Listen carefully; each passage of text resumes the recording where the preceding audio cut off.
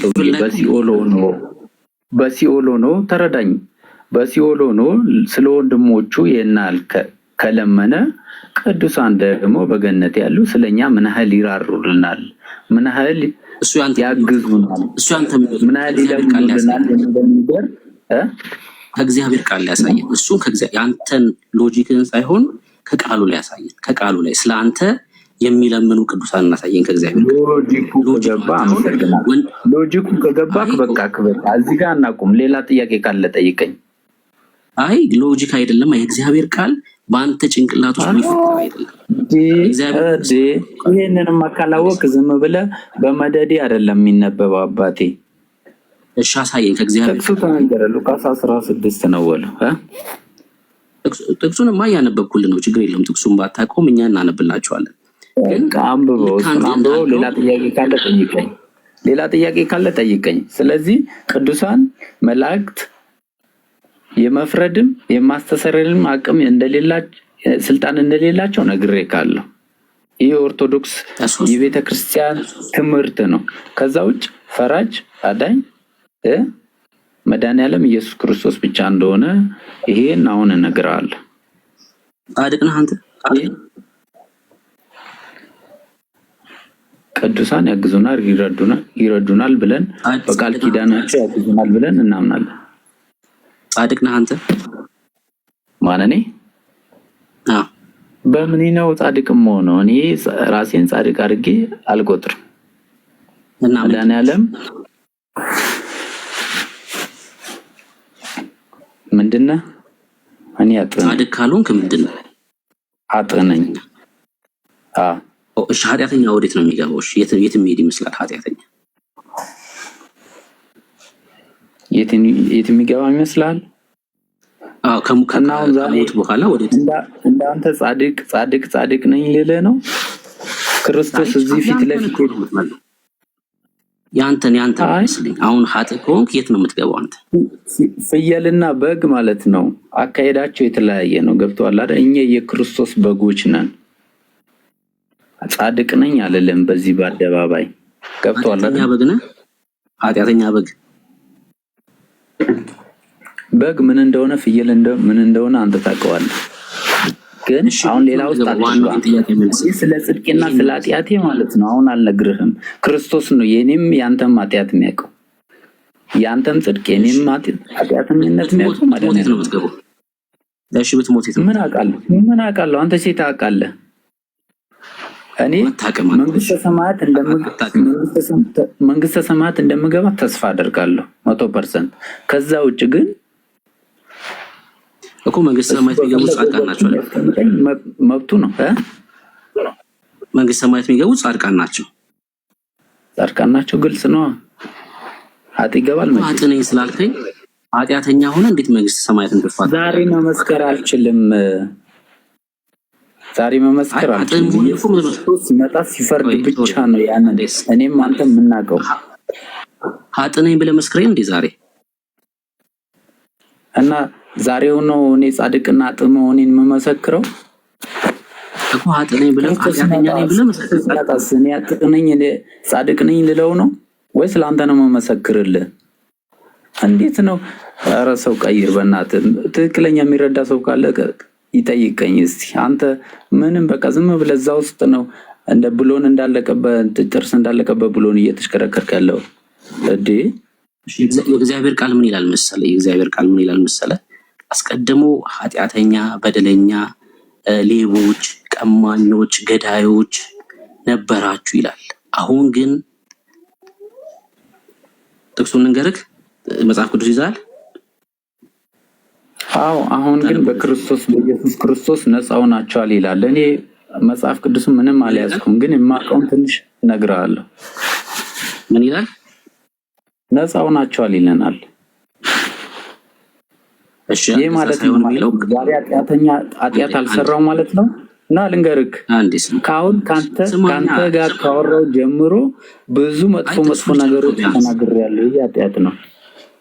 ጥቅሱን ልጨርሰው፣ ቢያንስ ጥቅሱን ልጨርሰው። አንዴ ስማ ነጋ ጨረስኩ። አይ ትክክል አይደለም አልኩህ እኮ።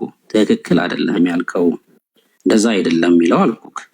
አንደኛ ቆሮንቶስ መጽሐፍ ምዕራፍ 6 ቁጥር 11 ላይ ከእናንተ አንዳንዶቹ እንደዚህ ነበራችሁ፣ ምን ቀማኞች ነበራችሁ፣ ሌቦች ነበራችሁ፣ ሴት የምትደፍሩ ነበራችሁ፣ በጣም ብዙ ነገር ይናገርና ነገር ግን በጌታ በኢየሱስ ክርስቶስ ስም በአምላካችን መንፈስ ታጥባችኋል፣ ተቀድሳችኋል፣ ጸድቃችኋል ይላል።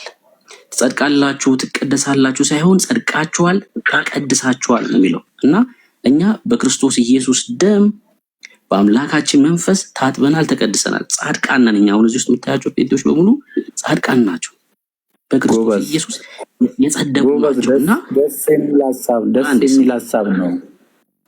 ገብቶኛል፣ አባባል ገብቶኛል። ልንገር እዚህ ጋር ልመልስልህ። ሰው ለሚመልሰው እኮ ሰምቶ እኮ ነው። አቋርጠኝ ነው እንደ የምትመልስልኝ? ይሄ እኮ ነውር ነው። ቢያንስ አስታግሰው።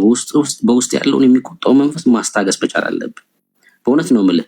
በጌታ በኢየሱስ ስም ደግሞ ከላይ ላይ ይውረድ። በኢየሱስ ስም የተመታ ይሁን እንደዚህ አይነት አደገኛ መንፈስ።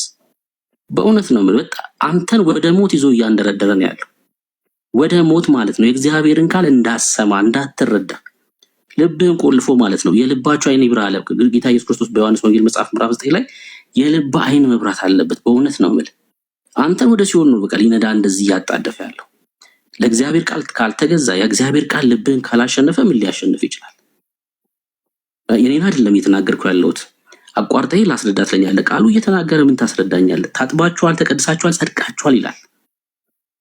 አሁን አንተ የት እንደምትሄድ በምን ታውቃለህ አልከኝ። የእግዚአብሔር ቃል ይናገራል። ምን ይላል መሰለህ? በአንደኛ ዮሐንስ መልእክት ላይ የእግዚአብሔር ቃል እንደዚህ ይላል ምዕራፍ 5 የት ትሄዳላችሁ አይደልከን? ልጁ ያለው ህይወት አለው። ኢየሱስ ያለው ማለት ነው። የእግዚአብሔር ልጅ የሌለው ህይወት የለውም ይልና የዘላለም ህይወት እንዳላችሁ ታውቁ ዘንድ። አይ ስለ እውቀት ይናገራል። የዘላለም ህይወት እንዳላችሁ እንድትጠራጠሩ አይልም፣ ግራ እንድትጋቡ አይልም። ታውቁ ዘንድ ማለት እርግጠኝነት ማለት ነው። አሁን እዚህ በምድር ሆነ በክርስቶስ ኢየሱስ ስትሆን የዘላለም ህይወትን እንድታቅ ማለት ነው። ታውቁ ዘንድ በእግዚአብሔር ልጅ ስም ለምታምኑ ይህን ጽፌላችኋለሁ። ምን እንዳላችሁ ታውቁ ዘንድ የዘላለም ህይወት። አሁን እኛ የዘላለም ህይወት ያለን ሰዎች ነን። በክርስቶስ ኢየሱስ ተሰውረናል። ከክርስቶስ ጋር በሰማያዊ ስፍራ ተቀምጠናል። የጽድቅ ልብስ የሆነውን ኢየሱስ ክርስቶስን ለብሰናል። አየህ፣ አሁን ስለ ጽድቅ ስናወራኛ ወንድም አለ ስለኛ ብርታት እየተናገርን አይደለም። እሺ፣ ስለኛ ጉብዝና እያወራን አይደለም። የክርስቶስ ደም ግን ነውር አልባ አድርጎናል እያልኩን ያለሁት። ሰው በራሱ ብርቱ ሆኖ ከኃጢአት ሊነጻ አይችልም። ማንም ሰው፣ እኔም አንተም፣ ሁሉም ሰው ማለት ነው። ማንም ሰው አይችልም። የክርስቶስ ደም ግን በእግዚአብሔር ፊት ነውር አልባ አድርጎናል። እኔ ጻድቅ ነኝ። አየህ፣ እግዚአብሔር በልጁ ነው የሚመለከተኝ። አንተንም ጻድቅ የሚያደርግ የዘላለም ህይወት የሚሰጥ የአንተ መልካም ስራና ህይወት አይደለም። አየህ፣ የአንተ መልካም ስራና ህይወት ሳይሆን የክርስቶስ ኢየሱስ አትሳሳት። ወራጅ አለ። ሃይማኖት ያለ ስራ ዋጋ የለውም የሞተ ነው ይላል ያዕቆብ ላይ። ልንገርክ እንዴ አንተ ስራ ትላለህ እንዴ? አሁን እየለፋ ያለው ዋጋ ለማግኘት ነው እንጂ እስካሁን እስከ 6 ሰዓት ድረስ እያወራሃለው ዋጋ ለማግኘት ነው እንጂ በከንቱ እንዲቀር ነው። በዚህ ስራ ትጻድቃለህ። እሺ፣ እኔን ወደ ገነት በማስገባትክ ትልቅ ዋጋ አለክ እንዴ? ምን ትቀልዳለህ? በዚህ ትጻድቃለህ። እኔን ከሲኦል በማውጣት አንተ ትክክል ከሆንክ ማለት ነው። ይህን ህዝብ የማዳን ወንጌል በመስበክ ዋጋ ታገኛለህ። ግን ልክ ነህ፣ ዋጋ አለ። የሲኦል ወንጌል ነው እንጂ እየሰበክ ያለው ትክክለኛ ወንጌል ብትሰብክ ዋጋ ታገኛለህ። ልንገርክ እንዴ ያለ ስራ ነው ትላለህ። ያለ ስራ ነው ግን አትበል እንዴ። አልሰማኸኝም? ዋጋ አለ። ስለመዳን ልንገር፣ እንደውም መጀመሪያ ባነሳው ጥያቄ ስለመዳን ልንገር። በዛማ ሁሉ የዓለም ህዝብ ጸድቋል። በዛ ልንገርክ የዓለም ህዝብ ጸድቋል፣ ግን በእያንዳንዱ ዕለት ኃጢአት እንሰራለን። የዓለም ህዝብ በሙሉ ሊጸድቅ አይችልም። አየህ፣ በማስረጃ ስለማታወራ ነው። አሁን ስናገር ቅድም አስተውለህ ከሆነ ቆይ ስማ፣ ልንገርክ ያመነ የተጠመቀ ይድናል። ገብቶሃል? በክርስቶስ ያመነ ሁሉም ድኗል። ይሰማል። በአዳምና በሔዋን ኃጢአት ማንም አይጠየቅም። ልንገርክ ማንም አይጠየቅም። ወንድም አለ ባይዘው በጣም የሚጠቅም ነገር ነው እየነገረ ያለውና እንድትጠቀም ስማው፣ ይጠቅማል። ከዛ ጥያቄ ካለ ደግሞ ሲጨርስ ታወራለታል። ተደርባ አታውራ። በጣም ከርዕስ ርቀን እያወራን ያለ ነው፣ ግን ከርዕስ ርቀን እያወራን ያለንበት ሚስጥር እንደው አትሊስት የሆነ ነገር በልብህ ላይ እንዲቀርልህ ከማሰብ አንጻር ነው። እና በአርጊመንት ደረጃ እየሞገትከው አይደለም፣ ግን ይጠቅምሃል። ቢያንስ የሚያወራውን ነገር ብትሰማ በህይወት ታተርፋለህ። ስለዚህ ስማው የሚልህን የሰማው ነገር ላይ ጥያቄ ከፈጠረብህ ደግሞ ጠይቀው፣ ማስረጃ ጠይቀው።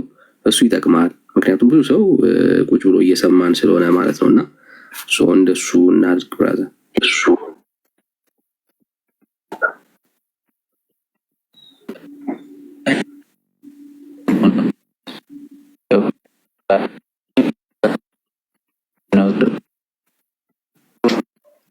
የእሱ ነው የጠፋው። ዳኒ ነው ለኔ ነው ያሰማኝ።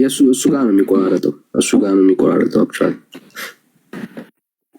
ከታች ደግሞ የተወሰኑ ሰዎች ላይቫችንን መከታተል አልቻሉም። ሰዎች ፖስትም እየጻፉልኝ፣ በተለይ አሜሪካ ያሉ ሰዎች ምናምን እየተከታተሉን አይደለም። አሜሪካን ብቻ አይደለም፣ ሌሎችም የተወሰኑ ሰዎች ስክሪንሻት አድርገው ራሱ እየላኩልኝ እያወራሁኝ ነበርና አሁን እየተከታተሏችሁ ነው። ስም አታጥፉ።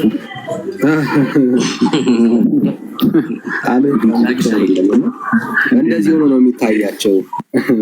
ዳግሻይ ለአሜሪካን ብቻ አይደለም፣ ሌሎችም ቦታዎች ላይ ልክ እንደዚህ ሆኖ ኖ ቮይስ ኖ ሳውንድ ኖ ቪዲዮ የሚታያቸው ልክ እንደዚህ ሆኖ ነው ላይቭ እና ኮመንት ብቻ ነው ከስር የሚታየው።